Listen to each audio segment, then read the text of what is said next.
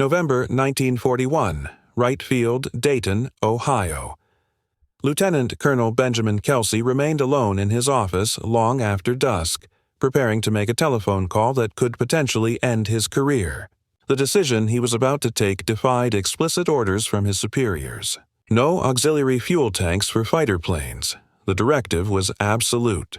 The bomber proponents who dominated air doctrine had made that perfectly clear. Yet Kelsey reached for his phone anyway because he grasped something they refused to acknowledge. Without external tanks, American fighters could never accompany bombers deep into enemy territory. Without those tanks, aviators would perish. Without them, America might lose the approaching war. He contacted his associates at the Lockheed Corporation. There were no written instructions, no official paperwork, just a discreet agreement between engineers who recognized what was on the horizon.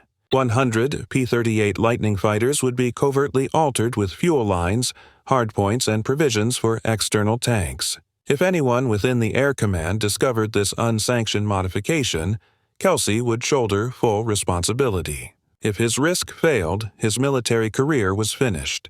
But if conflict erupted, and every intelligence report indicated it soon would, those forbidden, tanks might mark the difference between triumph and devastating defeat. Kelsey could not have known that his quiet act of defiance would pave the way for one of the most daring missions in military history. 16 months later, on April 18, 1943, 18 P-38 Lightning fighters would rumble down a makeshift runway on Guadalcanal, carrying an unprecedented fuel load. They would fly farther than any fighter had ever traveled in combat.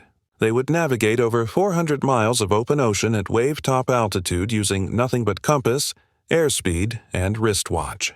They would reach their interception point within a minute of the predicted time, and they would eliminate Admiral Isoroku Yamamoto, the mastermind behind Pearl Harbor, the strategic architect of Japan's Navy, because Kelsey had ignored official policy and given them the range to strike. The tale of how restricted technology ended Japan's greatest admirals. Life begins not with weapons or firepower, but with bureaucratic infighting in the halls of the U.S. Army Air Corps. It is a chronicle of engineers who foresaw the future clearly while their superiors clung to outdated beliefs. It is a story of codebreakers who provided American commanders with an opportunity so valuable that some argued it was too risky to seize. And ultimately, it is a story of 18 fighter pilots who executed a mission military planners deemed mathematically impossible, succeeding through a blend of creative engineering, precise navigation, and bravery that bordered on recklessness. The mathematics of aerial warfare in 1941 were brutally straightforward. Fighters without auxiliary tanks had combat ranges measured in mere hundreds of miles. Heavy bombers striking deep into enemy territory operated well beyond that protective reach. The remedy seemed obvious to pilots and engineers alike. Attach external fuel tanks, extend operational range, and keep bombers shielded throughout their sorties. Yet the officers who dictated American air doctrine rejected this notion with a zeal that bordered on fanaticism. Critics later dubbed them the Bomber Mafia.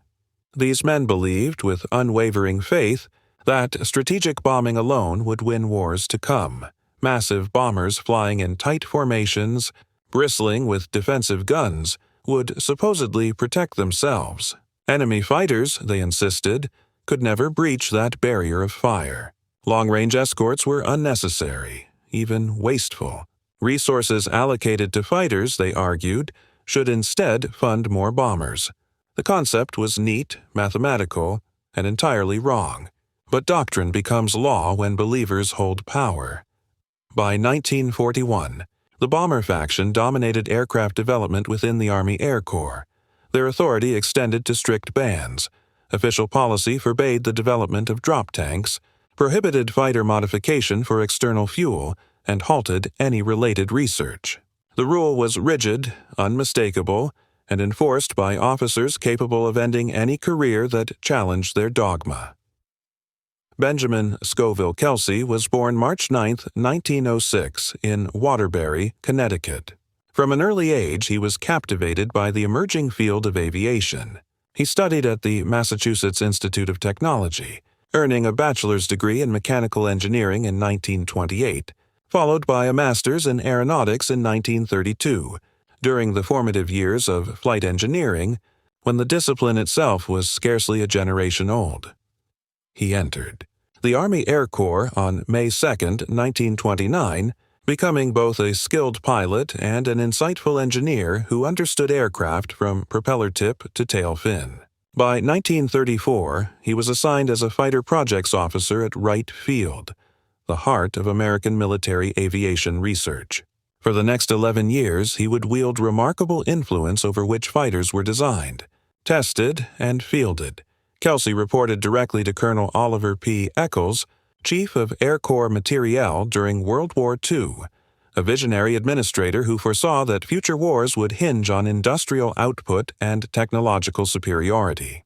Eccles granted Kelsey broad freedom to explore fighter projects that showed potential, even when they contradicted accepted doctrine.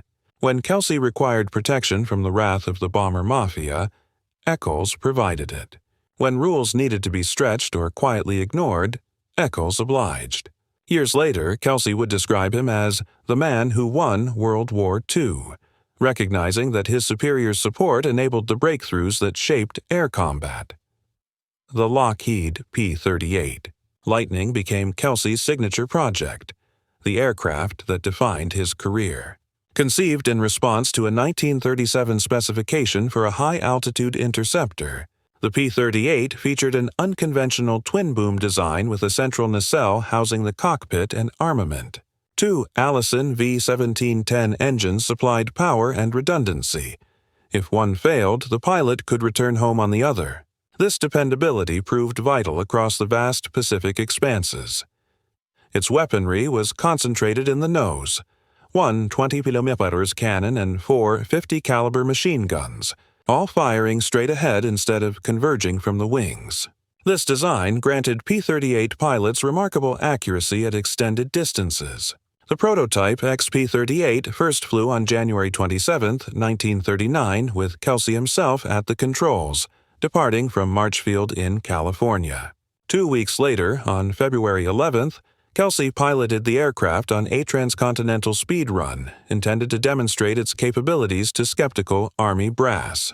He departed March Air Force Base in California at 10:30 in the morning, climbing to 20,000 ft and pushing the throttles forward. 7 hours and 48 minutes later, he approached Mitchell Field in New York, having set a new coast-to-coast record. But the landing went catastrophically wrong. The carburetors iced up on final approach. The engines quit. Kelsey crash-landed on the Coldstream Golf Course in New York, destroying the only XP-38 in existence. He walked away with minor injuries, but the prototype was a total loss. Despite this inauspicious beginning, Kelsey pushed for continued development. The P-38 had demonstrated speed and range that exceeded anything else in the American inventory. Its twin-engine design provided safety margins that single-engine fighters could never match. Production contracts were signed. By mid-1941, P-38 Lightning fighters were rolling off Lockheed's assembly lines in Burbank, California. They were fast, powerful, and could climb to altitude faster than any fighter then in service. But they lacked one crucial capability: range. The standard P-38 through the P-38H model carried 306 gall of internal fuel. Later models, the P-38J and P-38L, would increase this to 416 gr, but those variants did not exist in 1941. At cruise settings, the early models provided approximately 900 mm of total range, useful for defensive operations, adequate for intercepting bombers approaching American territory, but insufficient for offensive missions deep into enemy airspace. Bomber escort missions over Europe or the vast Pacific would require fighters capable of flying 200 meters or more. The solution was obvious to any engineer: add external fuel tanks that could be dropped when empty or when entering combat. The technology was not complicated. The Japanese had already deployed drop tanks on their Zero fighters in 1940. But American doctrine forbade it. Kelsey understood what was coming. War with Germany seemed increasingly likely. Japan's expansionism in Asia threatened American interests throughout the Pacific. When war came, it would be fought at distances that would stretch American logistics to the breaking point. Fighter escorts would need range that internal fuel alone could never provide. He had to act, and he had to act quietly. In November 1941, 1 month before Pearl Harbor, Kelsey contacted Lougheed. The conversation was brief and carefully worded. Kelsey explained that he wanted drop tank capabilities added to 100 P-38E fighters then under production. The aircraft would be modified with fuel lines running from internal systems to hard points under the wings. Attachment mechanisms would be designed to hold external tanks securely during flight, but release them instantly when the pilot pulled a handle in the cockpit. Lockheed engineers understood immediately. They also understood that no written orders would be forthcoming. This modification was unauthorized, borderline insubordinate, and absolutely necessary. They agreed on a handshake. Over the following weeks, Lougheed quietly implemented the modifications. Fuel lines were installed, hard points were reinforced, electrical systems were modified so pilots could select whether to draw fuel from internal tanks or external tanks. The changes were incorporated so seamlessly that casual observers would not notice anything unusual. But P-38 pilots would now have the capability to carry external fuel tanks, extending their range by hundreds of miles. All that remained was manufacturing the tanks themselves. External fuel tank design presented engineering challenges more complex than they initially appeared. The tanks had to be aerodynamically shaped to minimize drag. They had to be structurally strong enough to withstand the stresses of flight, but light enough not to overburden the aircraft. They had to seal perfectly or fuel would leak at altitude where temperatures dropped far below freezing. They had to feed fuel reliably to the engines through transfer pumps and valves. And they had to separate cleanly when jettisoned, falling away without damaging the aircraft's control surfaces or engines. Lockheed engineers designed teardrop-shaped aluminum tanks in 2 sizes. The smaller version held 165 gr. The larger version held 300 gr, though some sources note a range of 300 to 330 gr depending on specific configuration and fuel density. Calculations, the tanks were approximately 13 ft long and 3 ft in diameter at the widest point. They attached to hard points located between the fuselage and engines, close enough to the aircraft's center line that even the asymmetric weight of carrying 1 large tank and 1 small tank would not seriously affect handling. The design was elegant, functional, and completely contrary to official air policy. By early December 1941, the first P-38 fighters equipped with drop tank capability were completing final tests at Lougheed's Burbank facility. Engineers were satisfied that the system worked reliably. Kelsey had successfully defied the bomber mafia and given American fighter pilots a tool they would desperately need. Then, on December 7, 1941, Japanese carrier aircraft attacked Pearl Harbor. America was at war, and suddenly every assumption about fighter doctrine would be tested in the crucible of combat. The attack on Pearl Harbor killed 2,043 Americans and wounded 1,278 more. 18 ships of the United States Pacific Fleet were destroyed or damaged. 8 battleships were hit. 4 sunk. The Arizona exploded and settled to the harbor bottom, taking 1,207 sailors with her. The Oklahoma capsized, trapping hundreds inside her hull. The Japanese strike force escaped without losing a single capital ship. The attack was a tactical masterpiece, and the man who planned it was Admiral Isoroku Yamamoto. Yamamoto was born April 4, 1884, in Agawa, Japan. He was the 6th son of a schoolteacher, and his birth name was Isoroku, meaning 56, his father's age at his birth. He attended the Imperial Japanese Naval Academy, graduating in 1904, just in time to participate in the Russo-Japanese War. At the Battle of Tsushima on May 27, 1905, Yamamoto served aboard the cruiser Nishin when it engaged the Russian fleet. An enemy shell exploded near his battle station. Shrapnel tore through the young officer, severing the index and middle fingers on his left hand and leaving him with permanent scars across his abdomen. He was 21 years old, and he had learned that modern naval warfare was brutal, decisive, and utterly unforgiving. After the war, Yamamoto rose steadily through the naval ranks. He studied at Harvard University from 1919 to 1921, learning English and studying economics and petroleum industry dynamics. He absorbed American culture and traveled extensively across the United States, witnessing firsthand the industrial capacity that would later haunt his strategic planning. He served twice as naval attaché in Washington, observing American naval construction and war planning. By the late 1930s, Yamamoto commanded the Imperial Japanese Navy's First Fleet, and in 1939 he was appointed Commander-in-Chief of the Combined Fleet, the most powerful position in the Japanese Navy. Yamamoto opposed war with the United States. He had seen American factories, American resources, American determination. He understood that Japan's initial advantages would be offset by America's overwhelming industrial capacity in any prolonged conflict. When asked about his confidence in defeating America, he reportedly replied that he could run wild for 6 months to a year. But after that, he had no confidence. Japanese leaders ignored his warnings. They believed American democracy was weak, divided, incapable of sustained sacrifice. Yamamoto knew better. But when his country chose war, he planned the attack that would give Japan its best chance of success.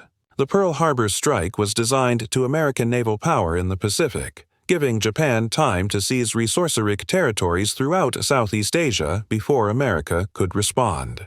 The attack achieved tactical surprise and inflicted devastating damage, but it failed to destroy the Pacific Fleet aircraft carriers which were at sea during the attack. And it united American public opinion in ways Japanese planners never anticipated. The sleeping giant Yamamoto feared had been awakened, and it was very angry. Months after Pearl Harbor, Yamamoto led the combined fleet to Midway, seeking to lure the American carriers into decisive battle and destroy them. The operation was ambitious, complex, and based on the assumption that American codebreakers could not read Japanese naval communications. That assumption was catastrophically wrong. American cryptanalysts had broken the Japanese JN-25 naval code. They read Yamamoto's orders, understood his intentions, and positioned 3 American carriers to ambush the Japanese fleet. The Battle of Midway, fought from June 4th through 7th, 1942, destroyed Japanese naval dominance in the Pacific. The main carrier battle occurred on June 4th, with the USS Yorktown sinking on June 7th after sustaining damage. 4 Japanese fleet carriers were sunk. Hundreds of experienced pilots were killed. The carefully trained carrier air groups that had trained together for years were shattered. Japan would never recover from these losses. Yamamoto survived the battle, but his strategic position was destroyed. The 6 months he had promised to run wild were over. Now came the grinding attrition he had always feared. By early 1943, the strategic situation in the Pacific had shifted decisively against Japan. American forces had landed on Guadalcanal in the Solomon Islands in August 1942, beginning a brutal campaign that would last until February 1943. The Japanese fought with suicidal determination, but American industrial production was overwhelming. For every aircraft Japan manufactured, America built 5. For every ship Japan launched, America launched 10. The mathematics were inexorable, and Yamamoto knew it. In early April 1943, Yamamoto planned Operation WGO, a major aerial offensive designed to slow the American advance through the Solomon Islands and New Guinea. Running from April 1st through 16th, the operation gathered 350 Japanese aircraft to strike Allied positions in coordinated attacks. The goal was to halt Allied offensives after Japan's defeat at Guadalcanal and boost Japanese morale through visible action. If successful, the operation might buy Japan a few more months, but Yamamoto knew these were delaying actions, not paths to victory. The war was lost. Only the timing remained uncertain. Following Operation WGO, Yamamoto decided to inspect Japanese bases in the Upper Solomon Islands to boost morale and assess the results of the offensive. His staff prepared a detailed itinerary. Yamamoto would fly from Rabaul to Bali Airfield near Bougainville Island on the morning of April 18th. The schedule was precise, detailed and encoded in the Japanese JN-25D naval cipher for transmission to the bases being visited. The message was dated April 13, 1943, designated NTF-131755 in Japanese naval communications. On April 14, 1943, multiple American radio intercept stations picked up the Japanese transmission. The message was forwarded to Fleet Radio Unit Pacific at Pearl Harbor, known as Station Hypo, or more commonly as FRUP AAC. Navy crypt analysts, including traffic analyst John Paul Stevens, who would later serve on the United States Supreme Court from 1975 to 2010, worked on the encoded message. Stevens was not himself a codebreaker, but rather analyzed decoded traffic and prepared intelligence summaries. The actual crypt analysis was performed by specialists including Hamright, Tommy Deere, and Alva Laswell.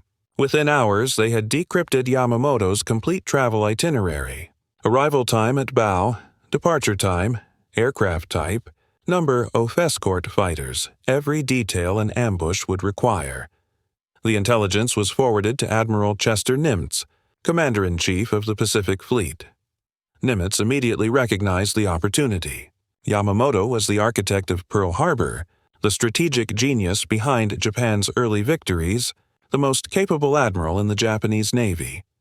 His death would be a devastating blow to Japanese morale and leadership.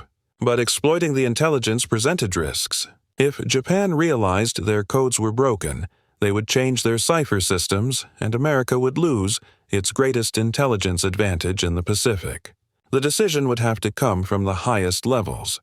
Secretary of the Navy Frank Knox presented the intelligence to President Franklin Roosevelt. According to reports that have never been officially confirmed, Roosevelt's response was brief and decisive: "Get Yamamoto." Whether Roosevelt actually used those words remains disputed, but the order was clear. Nimitz was authorized topline and execute a mission to intercept and kill Admiral Yamamoto. The risks to codebreaking security would be managed. The opportunity was too valuable to waste. Nimitz passed the mission to Admiral William Holey, commander of United States forces in the South Pacific. Holey in turn tasked Rear Admiral Mark Mitch, commander of air forces in the Solomon Islands, with planning the operation. Mitch's headquarters was at Henderson Field on Guadalcanal, a captured Japanese airstrip that had been the focal point of months of brutal fighting. From Henderson Field, Mitch commanded Navy, Marine Corps, and Army Air Forces squadrons operating in the Solomons. He studied the intelligence and immediately identified the central problem: range. The interception point west of Bougainville Island was approximately 435 meters from Henderson Field in straight-line distance. To avoid detection by Japanese coast watchers and radar stations scattered throughout the Solomon Islands, the attacking aircraft would need to fly a circuitous route south and west, adding another 150 mati or more to the outbound leg. Total distance tow target would be approximately 600 meters. After the interception, aircraft could fly directly home, making total mission distance roughly 1,000 miles. No fighter aircraft based at Henderson Field had that range. No fighter aircraft anywhere in the Pacific had that range, with one exception: the Lockheed P-38 Lightning. The P-38G model, then operating in the South Pacific, carried 306 gallons of internal fuel with standard cruise settings. This provided approximately 902 hours of total range, insufficient for the Yamamoto mission, but Kelsey's unauthorized modifications had given the P-381 crucial advantage. It could carry external drop tanks with 160 gal tanks under each wing. A P-38 could carry an additional 330 gras of fuel, nearly doubling its range. But even that would barely be sufficient for a 1,000-mile mission that included 10 to 15 minutes of combat at full power. Mitch's intelligence staff calculated fuel requirements with brutal precision: 600 meter to target at low altitude, flying through humid tropical air that increased fuel consumption; 10 to 15 minutes in the combat zone with engines at full power; 400 miles back to base, climbing to altitude where thinner air improved fuel efficiency. Every gallon would matter. The standard 165-gallon drop tanks would not provide enough fuel. They would need the larger 300-gallon tanks, and therein lay a problem. The 3 P-38 squadrons at Henderson Field had been waiting for drop tanks for weeks. Supply requisitions moved slowly through Army logistics channels, and the Southwest Pacific was low on the priority list. The squadrons had some 165-gallon tanks, but not enough for 18 aircraft.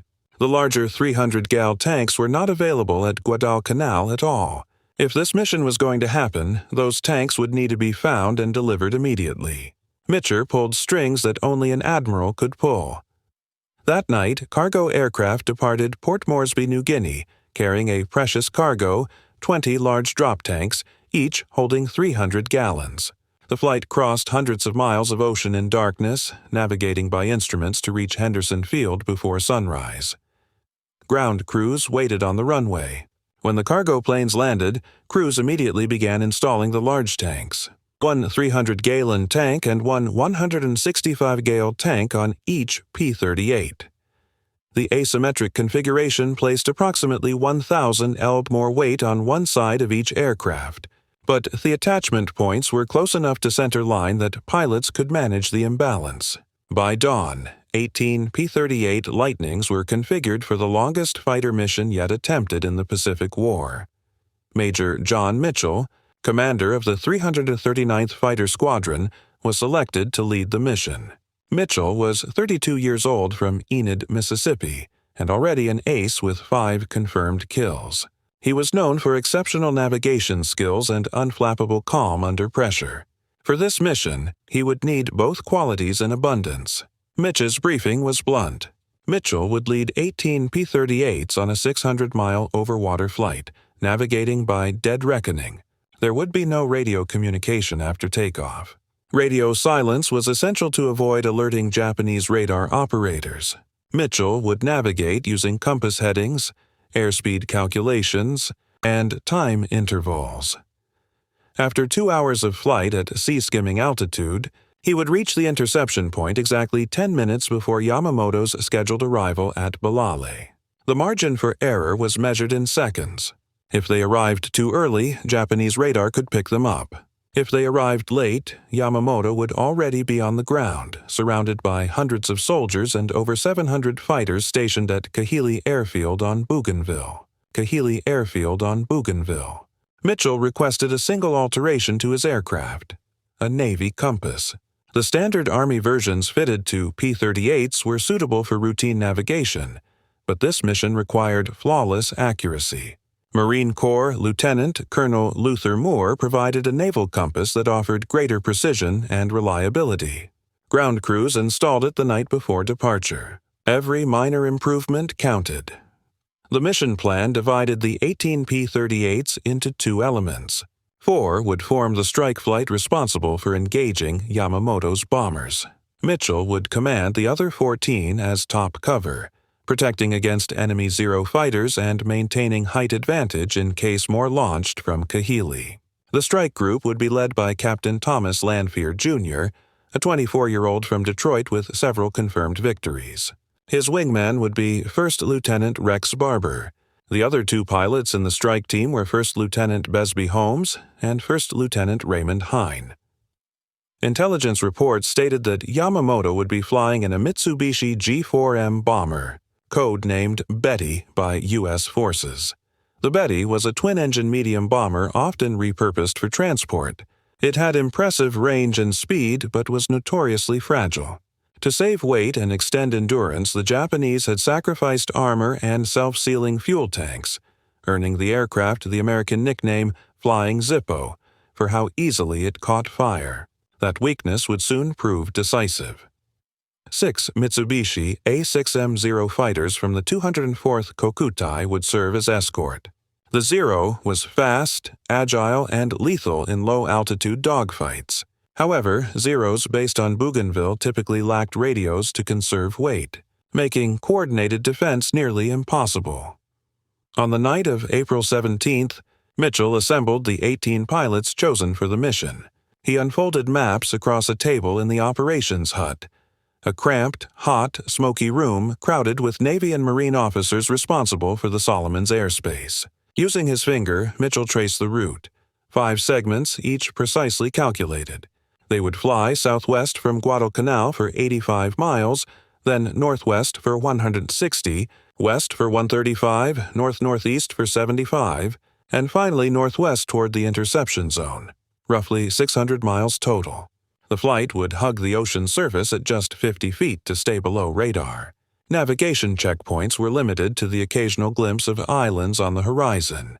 Everything depended on Mitchell's ability to maintain exact headings and compensate for wind drift at near sea level. One pilot asked about fuel margins. Mitchell was frank. With full internal and external tanks, they'd have around 10 minutes of full-power combat time, just enough to intercept, strike, and retreat. If headwinds were stronger than expected, fuel reserves might not suffice for the return trip. If the fight dragged on longer than 10 minutes, some aircraft might run out before reaching Guadalcanal. If any drop tanks failed to feed properly, that pilot would have to abort immediately or risk ditching in enemy waters. The mission balanced on a knife's edge. Success demanded flawless execution and a measure of luck. Another pilot asked what would happen if they failed to intercept Yamamoto. Mitchell's reply was curt. They would have wasted fuel, risked 18 planes and crews, and left Yamamoto alive to continue directing Japan's naval campaign. Failure was not an option. Then came the inevitable question. What were the odds of actually finding Yamamoto's bomber over Bougainville after 600 miles of dead reckoning flight? Mitchell paused before answering, roughly 1 in 1,000. Silence filled the room, but the resolve was clear. They were going, on orders from Admiral Nimitz himself, ultimately from President Roosevelt. Yamamoto had orchestrated Pearl Harbor. Now, America had the chance to strike back. Mitchell dismissed the men to rest. Takeoff was set for 7:25 a.m. on April 18, 1943, exactly 1 year after the Doolittle raid on Tokyo. Some operations gain symbolic timing by fate. This one was chosen deliberately. That night, ground crews completed final checks on all 18 Lightnings. Engines were run, fuel systems tested, drop tanks refilled and inspected for leaks. Belts of .50 caliber ammunition and 20mm cannon shells were loaded into the nose-mounted guns. Some pilots scratched short messages onto bombs or ammo boxes. Others wrote letters home, careful not to mention their true mission. Few managed to sleep. At Rabaul, 400 miles to the northwest, Admiral Yamamoto prepared for his inspection tour. His staff urged him to cancel. American air patrols had been increasingly active, and long-range P-38s had been seen farther from Guadalcanal than ever before. Flying on a fixed route and timetable was risky, but Yamamoto refused to alter his plans. Morale among Japanese troops in the Solomons was fragile after months of defeats. They needed to see their commander and believe that leadership still cared. Canceling would signal weakness. At dawn, Yamamoto donned the khaki uniform of an Army officer rather than his usual naval whites, a practical gesture to put Army troops at ease. He gathered his documents, said farewell to his staff remaining at Rabaul, and walked to the airfield. 2 G-4M Betty bombers waited with engines idling. Yamamoto would board the lead plane with his aide and fleet surgeon. Vice Admiral Matome Ugaki, his chief of staff, would occupy the second. Though they normally traveled together, Yamamoto ordered Ugaki into the second aircraft, a choice that would save his life within hours. At approximately 0600 Tokyo time, about 0800 local at Rabaul, both Bettys took off, escorted by 6 Zeros from the 204th Air Group. The fighters formed 2 tight V formations and climbed to 60 to 500 feet, a height offering both visibility and fuel efficiency. Turning southeast toward Bougainville, they cruised at 180 a routine flight, or so it seemed. Yamamoto reviewed papers for meetings at Balalai and Buin, confident his movements were secret. The route had been sent using a naval cipher that Japanese codebreakers swore was unbreakable. Surely the Americans could not know his plans. At Henderson Field on Guadalcanal, U.S. pilots choked down breakfast despite empty appetites. At 7:10, they walked to the flight line where 18 P-38 Lightnings stood ready, each heavy with 3,000 pounds of fuel. Takeoff would be difficult. The dirt runway was barely 2,000 feet long, sufficient for routine use but perilously short for overloaded fighters. Admiral Mitcher stood at the runway's end, personally sending off each aircraft. He understood the stakes and the danger. At precisely 7:25 a.m., April 18, 1943, Mitchell pushed his throttles forward and released the brakes. His P-38 accelerated slowly, wallowing under the weight of extra fuel. The runway blurred beneath him. He lifted off with barely 50 ft of runway remaining, climbing away an ash-hallow angle. Behind him, 17 more fighters followed at 30 intervals. The formation assembled over the water east of Guadalcanal. Aircraft joining up into loose combat spread. Then one aircraft reported trouble. First Lieutenant Joseph Moore's drop tanks would not feed fuel to his engines. The selector valves were malfunctioning. He had no choice but to abort. Moore turned back to Henderson Field, his war over before it started. Another aircraft suffered a catastrophic malfunction on takeoff. First, Lieutenant James Mullanahan felt his right tire blow out as accelerated down the runway. Rubber shredded from the wheel. Mullanahan managed to keep his aircraft straight and get airborne, but landing at Henderson with a blown tire was too risky. He followed Moore back to base, 2 aircraft down, both from the killer flight. Mitchell reassigned 2 pilots from the top cover group to join Lanphier and Barber in the killer flight. Holmes and Hine would now attack Yamamoto's bombers, while Mitchell led their remaining aircraft as protection against Zeros. 16 P-38 Lightnings formed up and headed south, dropping to 50 ft above the ocean waves. Radio silence was absolute. Pilots could see each other's aircraft, see Mitchell in the lead position, but could not communicate except by hand signals. They flew so low that spray occasionally misted cockpit canopies. Some pilots later reported seeing sharks in the crystal-clear tropical water. Others reported counting pieces of driftwood floating past. One pilot claimed he dozed briefly, trusting Mitchell to handle navigation. The flight was monotonous, tense, and exhausting. Cockpits grew swelteringly hot in the tropical sun. Pilots sat on parachutes, inflatable rafts, and survival gear, which made for uncomfortable seating during 2 hours off-light.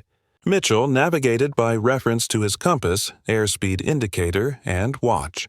He calculated wind drift by observing wave patterns on the ocean surface. When he detected wind pushing from one side, he adjusted his heading slightly to compensate. His navigation had to be perfect. Even a 1° error maintained over 2 hours would place them miles away from the interception point. There were no second chances. If they missed Yamamoto, they would not have fuel to search. They would have to turn for home and accept failure. The 5-leg route took them on a wide arc, first southwest from Guadalcanal, then gradually curving northwest and finally north toward the interception point. The indirect path added distance, but kept them away from Japanese-held islands where coast watchers might spot them and radio warnings. The P-38s droned on minute after minute, the ocean stretching endlessly in all directions. Fuel gauges slowly dropped as the Allison engines consumed the precious gasoline that Kelsey's forbidden drop tanks provided. At 9:33 in the morning, after 2 hours and 3 minutes of flight, Mitchell spotted the coast of Bougainville Island ahead. He checked his watch. They were exactly on schedule, arriving at the predetermined point at the planned time. The navigation had been flawless. Mitchell keyed his radio for the first time since takeoff, breaking radio silence to alert the other pilots. The call was brief. Bogies, enemy aircraft. Everyone looked up. At 6,500 FT, precisely where intelligence had predicted, 2 Betty bombers flew in loose formation, 6 fighters escorting. The formation was descending toward Bali, 15 minutes from landing. Yamamoto was exactly on time, exactly where the decrypted message said he would be. The 1,000-to-1 odds had just paid off. The time was 9:34 in the morning, minute earlier than Mitchell's calculated interception time of 9:35. His navigation had been accurate.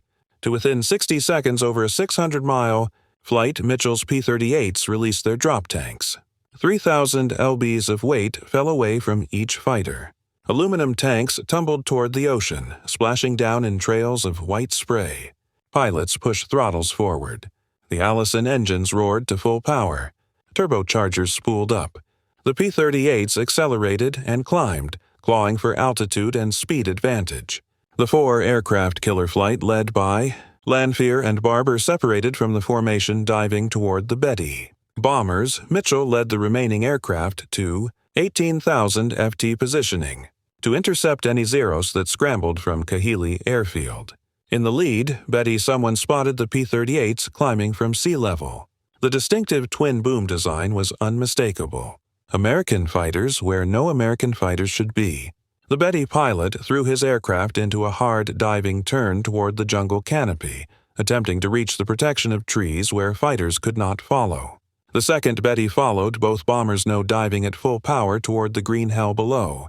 The 6-0 escorts rolled into steep dives, accelerating to intercept the climbing P-38s. Lanerair saw the Zeros diving toward him.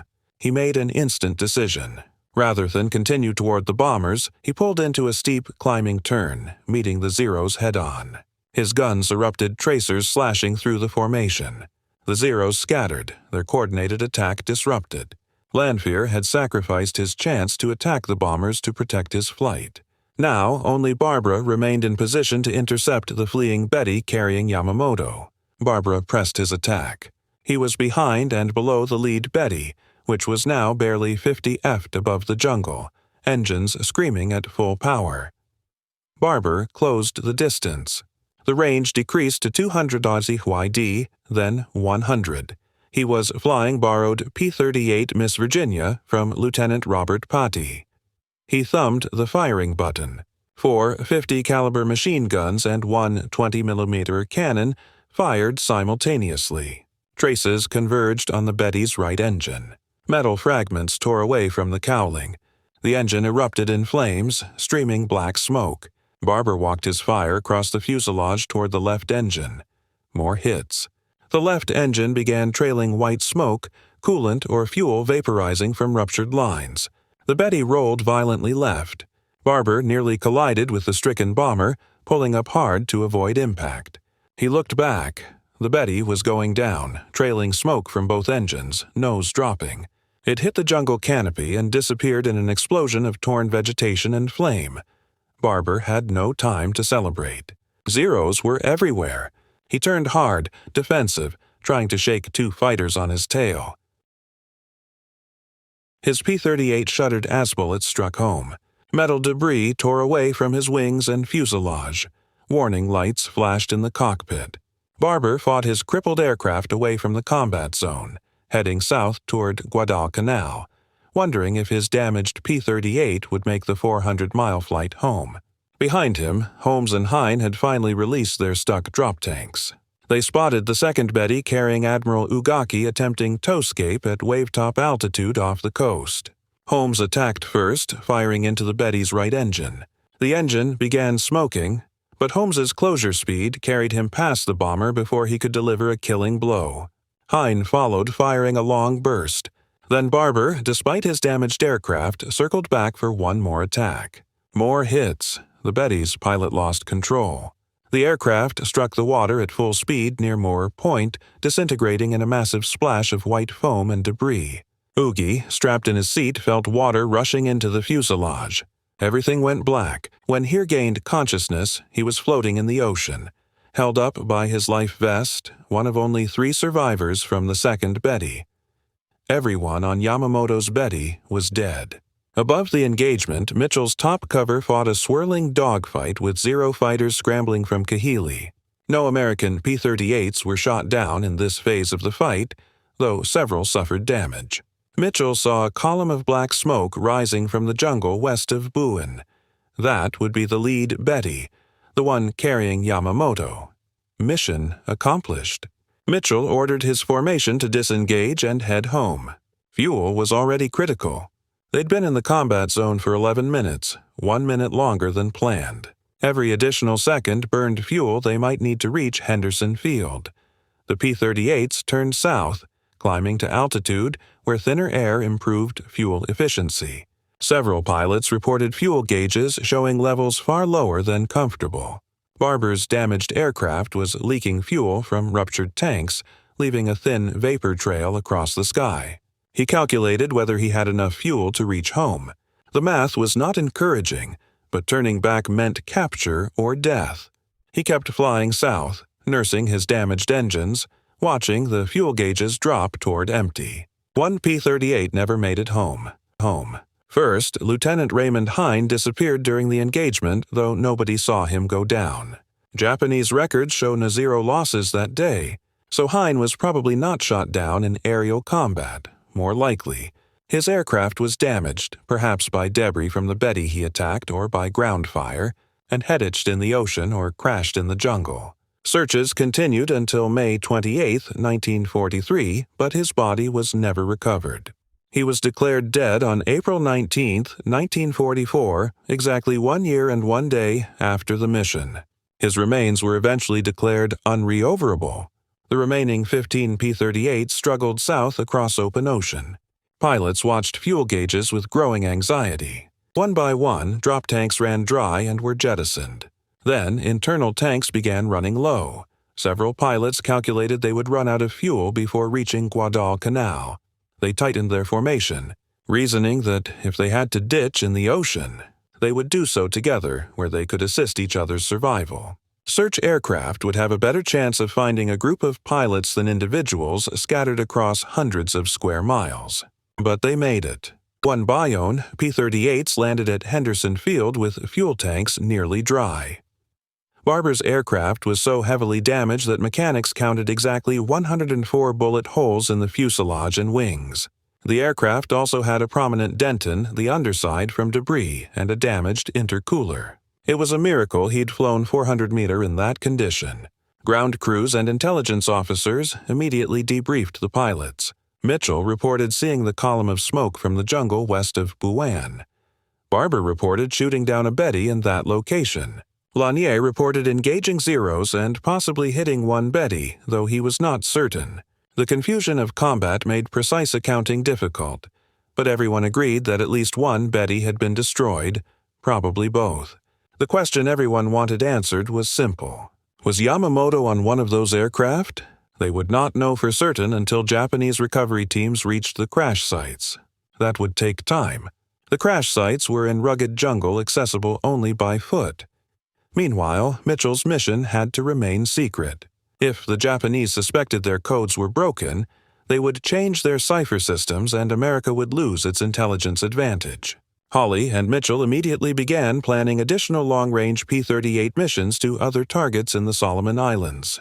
These missions would create the impression that American fighters now routinely flew deep into Japanese-held territory.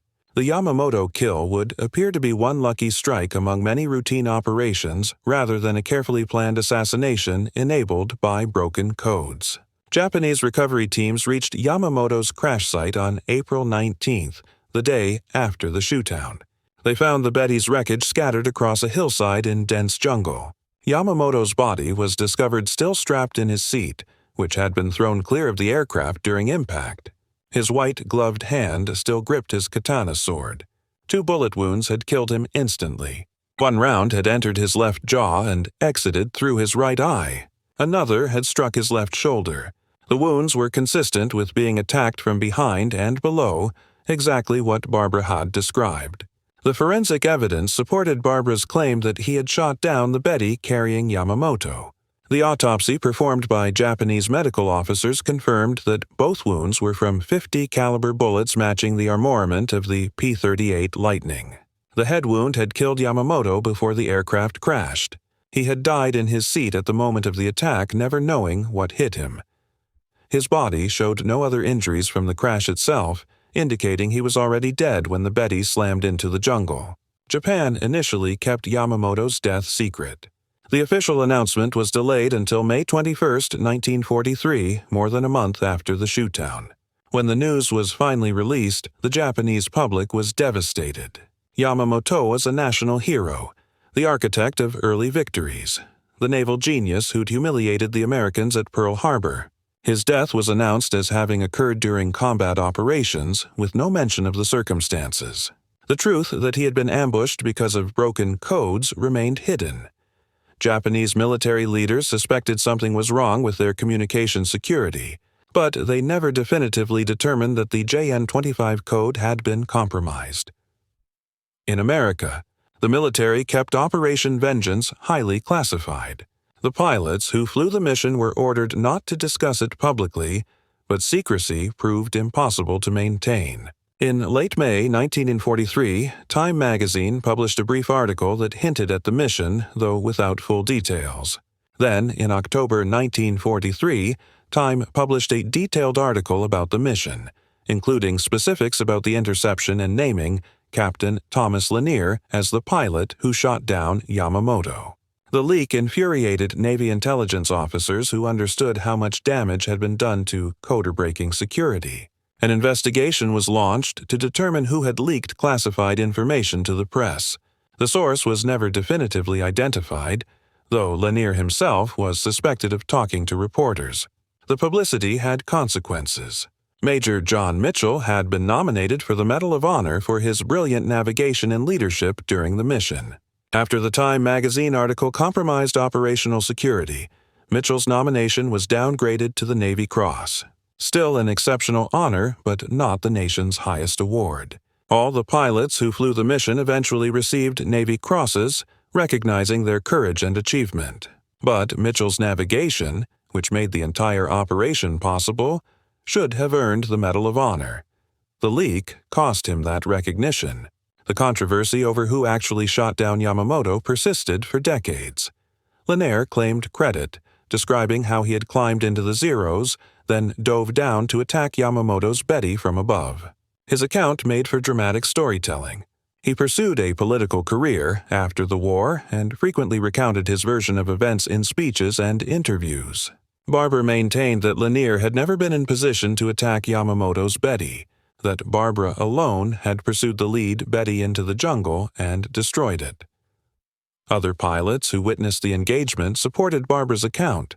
The confusion arose partly because two Bettys were shot down, and the Americans initially did not know which one carried Yamamoto. In later years, Japanese survivors provided testimony that resolved the controversy. The wreckage evidence, the autopsy report on Yamamoto, and the accounts of Zero pilots who witnessed the attack all supported Barber's claim. He had attacked from behind and below exactly as the forensic evidence indicated. The bullets had entered from the rear and traveled forward through Yamamoto's body. This trajectory was consistent with a stern attack from a pursuing aircraft which matched Barber's description of the engagement. Lane Arrear had engaged the Zeros, sacrificing his chance to attack the bombers to protect his flight.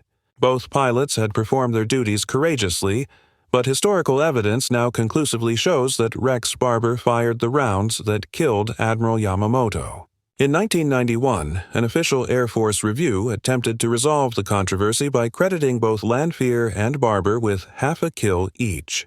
This bureaucratic compromise satisfied neither man and ignored the clear evidence supporting Barber's account. Recognition of the full truth came too late for Barber, who died in 2003, still fighting for proper credit. Lanier had died in 1987, maintaining his claim to the end. Yamamoto's death profoundly affected Japanese naval operations for the remainder of the war.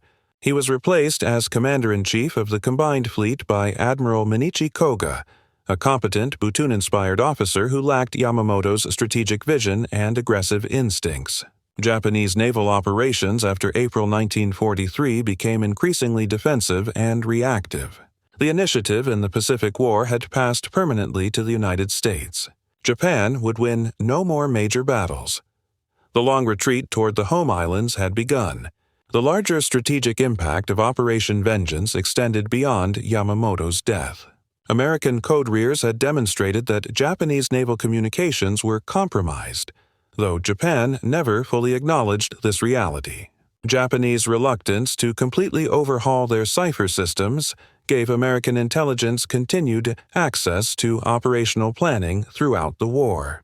The ability to read Japanese naval messages provided American commanders with advantages that shortened the war and saved American lives. Yamamoto's death was important, but the preservation of America's codebreaking capabilities was arguably more valuable. Japan held a state funeral for Yamamoto on June 5, 1943. The date was chosen as the 9th anniversary of Admiral Togo's burial, linking Yamamoto to Japan's greatest naval hero. He was posthumously promoted to Marshal Admiral, the highest rank in the Imperial Japanese Navy, and awarded the Order of the Chrysanthemum. Nazi Germany awarded him the Knight's Cross of the Iron Cross with oak leaves and swords, one of Germany's highest military decorations. His ashes were divided, with some buried in Tokyo's Tama Cemetery beside Admiral Togo, and the remainder interred at his family's burial grounds at Chuko Temple in Nagoka City. The technological factor that made Operation Vengeance possible deserves recognition alongside the codebreaking and tactical execution. Without drop tanks, the mission would have been impossible. Kelsey's defiance of the bomber mafia in November 1941 created the capability that proved decisive. The chain was clear. Kelsey authorized the modifications. Lockheed implemented them. The P-38s at Henderson Field had the hardpoints and fuel systems required. When Mitcher needed fighters that could fly 1,000 DAWDMI, the P-38s could be configured for that mission. Without Kelsey's foresight, Yamamoto would have completed his inspection tour. The drop tank story did not end with Operation Vengeance. Throughout 1943 and 1944, American fighters equipped with external fuel tanks extended their range across both theaters. P-38s with drop tanks escorted bombers deep into Germany, protecting them from Luftwaffe fighters and dramatically reducing bomber losses. In the Pacific, P-38s with drop tanks flew missions exceeding 1,000 dHm, striking Japanese bases far beyond previous reach. The P-51 Mustang, when equipped with drop tanks, could escort bombers from England to Berlin and back. The P-47 Thunderbolt with drop tanks became a devastating long-range fighter bomber. By 1944, even the most dogmatic bomber advocates had to acknowledge reality. Drop tanks were essential tools that multiplied the effectiveness of both fighters and bombers. The official policy that had forbidden drop tank development was quietly abandoned. Nobody apologized for the earlier prohibition. Nobody acknowledged that Kelsey had been right and the bomber mafia had been wrong. But the policy changed, and American fighters continued extending their range as drop tank technology improved. The statistical impact tells the story. Before long-range fighter escorts became routine in Europe, bomber crews faced approximately 25 to 30 missions before they would statistically be shot down, killed, or captured. After continuous fighter escort using drop tank-equipped fighters, bomber crews' survival odds improved dramatically. A bomber crew completing a full tour of 25 missions became probable rather than miraculous. The difference measured in thousands of lives saved. Charles Lindbergh's contributions to P-38 range extension came in mid-1944, over a year after Operation Vengeance. Lindbergh, who had been denied military service because of his pre-war opposition to American involvement in the war, worked as a civilian technical consultant for United Aircraft. Had departed for the Pacific on April 24, 1944, and flew his first combat mission on May 21 through 22. Between May and September 1944, he flew approximately 50 missions and demonstrated fuel conservation techniques that further extended the Lightning's range. He taught pilots to reduce engine RPM to 600, set carburetors to auto-lean, and fly at reduced air speeds. These techniques reduced fuel consumption from 90 gall-hour to 70 gall-hour, increasing range by hundreds of miles, sometimes as much as 400 miles. P-38 pilots who had considered 6 to 8-hour missions the maximum discovered they could fly for 10 hours using Lindbergh's methods. But Lindbergh's techniques came too late to effect Operation Vengeance. The mission succeeded using standard fuel management procedures, relying entirely on the extra capacity provided by drop tanks. Kelsey's modifications made the mission possible. Mitchell's brilliant navigation brought the fighters to the interception point at exactly the right time. Barber's accurate gunnery destroyed Yamamoto's Betty, and the P-38 Lightning, equipped with technology that violated official doctrine, proved itself as the only American fighter capable of flying the mission. The P-38 Lightning became one of the most successful American fighters in the Pacific theater. During the war, more than 1,800 Japanese aircraft were destroyed by P-38s. Over 100 P-38 pilots became aces, achieving 5 or more confirmed kills. The two highest-scoring American aces of World War II, Major Richard Bong with 40 victories and Major Thomas Maguire with 38 victories, both flew P-38s in the Pacific. The Lightning's long range, reliability, and heavy firepower made it ideally suited for the vast distances and harsh conditions of the Pacific. Total P-38 production during the war reached 10,037 to 10,038 aircraft, depending on how prototype and test aircraft accounted. The P-38 served in every theater of World War II, though it achieved its greatest success in the Pacific and Mediterranean. In the European theater, it was gradually replaced by the P-51 Mustang, which had superior high-altitude performance. But in the Pacific, where long-range over water and twin-engine reliability mattered most, the P-38 remained a frontline fighter until the war's end. But the P-38's role in Operation Vengeance remained its most famous mission. The shootdown of Yamamoto demonstrated that even the most careful operational security could be compromised by superior intelligence. It showed that long-range fighters could execute precision missions beyond what military planners considered possible. And it proved that technological innovation, even when it violated official policy, could have strategic consequences that changed the course of wars. The men who made Operation Vengeance possible came from diverse backgrounds. Benjamin Kelsey was an engineer and test pilot who understood that regulations sometimes needed to be ignored for the greater good. John Mitchell was a fighter pilot from Mississippi who could navigate 600 macross open ocean using nothing but compass and watch. Rex Barber was a young lieutenant who maintained his composure in the chaos of aerial combat and delivered accurate fire under extreme pressure. Admiral Mitchell was a staff officer who recognized an intelligence, opportunity, and acted decisively to exploit it. Chester Nimitz was a fleet commander who understood that killing Yamamoto was worth risking America's greatest intelligence advantage. And the Navy cryptanalysts, including Hamright, Tommy Deere, Alva Laswell, and traffic analyst John Paul Stevens, provided the intelligence that made the mission possible. None of these men could have succeeded without the others. Cryptanalysts provided the intelligence, but without fighters that could reach Bougainville, the intelligence was useless. Mitchell's navigation brought the fighters to the right place, but without drop tanks, they could never have attempted the flight. Barbara's gunnery killed Yamamoto, but without decoded messages revealing his schedule, Yamamoto would never have been in the wrong place at the wrong time. The operation succeeded because of a chain of capabilities, each link essential. The Americans who planned and executed Operation Vengeance went their separate ways after the war. Most returned to civilian life, carrying memories they could not discuss because the mission remained classified for many years.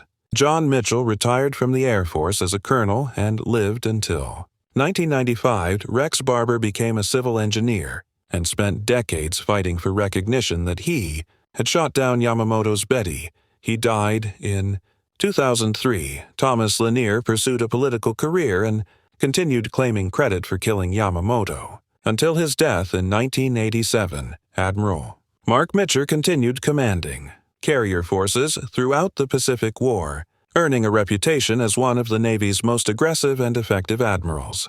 He died in 1947, his health broken by years of combat operations. Admiral William Halsey became one of America's most famous naval officers. He died in 1959. Chester Nimitz retired as Fleet Admiral and lived until 1966, witnessing the post-war evolution of naval power, including nuclear-powered submarines and aircraft carriers. Admiral Matt Ugaki, who survived the crash of the second Betty bomber, continued serving in the Japanese Navy. On August 15, 1945, hours after Japan announced its surrender, Ugaki led a final kamikaze mission against Allied ships near Okinawa. His aircraft was shot down and he was killed. He chose death over the dishonor of surrender, following the samurai code that had defined his life. Benjamin Kelsey received relatively little public recognition during his lifetime. His role in developing drop tanks for the P-38 remained classified for decades after the war. He was promoted to brigadier general on September 5, 1952, and retired on December 31, 1955. He worked in the aerospace industry and consulted on fighter development programs. He never sought public recognition for his role in enabling Operation Vengeance. Kelsey died on March 3, 1981, at age 74, having lived long enough to see American fighters evolve. From the piston-engine P-38s, he helped develop to supersonic jets like the F-15 Eagle. He never flew in combat, despite his extensive test pilot experience, because his engineering expertise was considered too valuable to risk in combat zones. But his contributions to American air power extended far beyond Operation Vengeance. He was instrumental in developing the P-51 Mustang, arguably the best fighter aircraft of World War II. He pushed for development of the P-80 Shooting Star, America's first operational jet fighter. The lesson of Operation Vengeance extends beyond the specific circumstances of killing Admiral Yamamoto. Military organizations must balance the need for standardized doctrine against the reality that doctrine becomes obsolete as technology evolves. Regulations serve important purposes, providing structure, consistency, and predictability. But regulations that prevent innovation can be as dangerous as no regulations at all. Kelsey understood that challenge.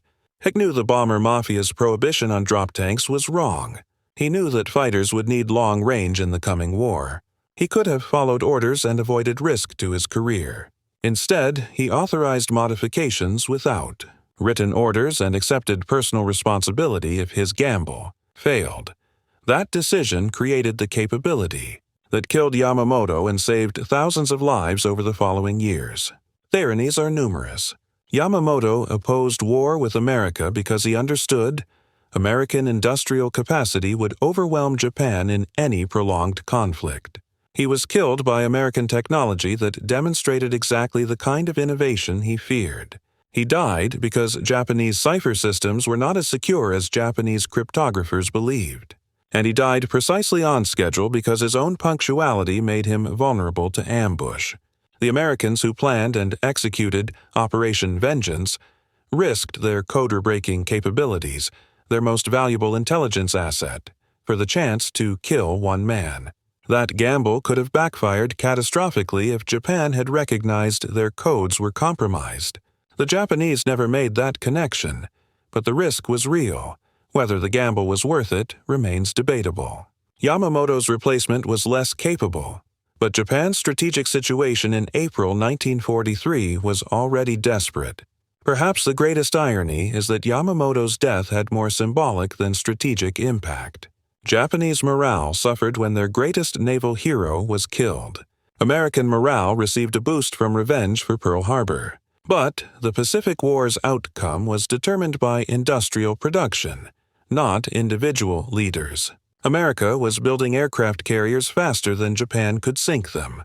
American factories were producing aircraft at rates Japan could never match. The numbers were inexorable.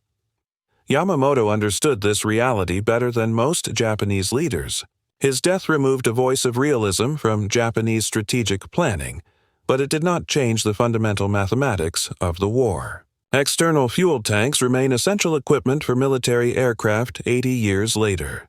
Modern fighter aircraft carry sophisticated composite tanks that can withstand higher speeds and G-forces than the aluminum tank's low heat. Designed for the P-38, the F-15 Eagle typically carries 3 external tanks holding approximately 1,350 gallons total. The F-16 Fighting Falcon routinely flies with 2 or 3 external tanks depending on mission requirements. The F/A-18 Super Hornet extends its reach using external fuel tanks for strike operations hundreds of miles away from the carrier.